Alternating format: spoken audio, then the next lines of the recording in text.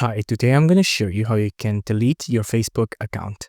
So from your Facebook app here, you have to go to the three-part settings up here. On the three-part settings up here, you just have to scroll down and then you want to go to settings and privacy. Just tap on that. On settings and privacy, tap on settings. On settings here, tap on see more in account center.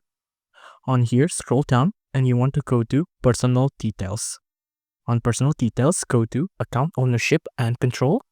On account ownership and control, go to deactivation or deletion.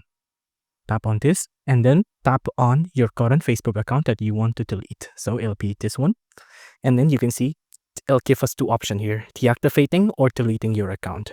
If you deactivate your account, it's temporary, right? So it'll look like it's deleted, but you can get it back anytime. But if you're sure about you want to delete it, just tap on this. And then when you delete your account, you can never ever get it back. So be sure that you know what you're doing. And if you're sure, just click on continue and then your account will be deleted.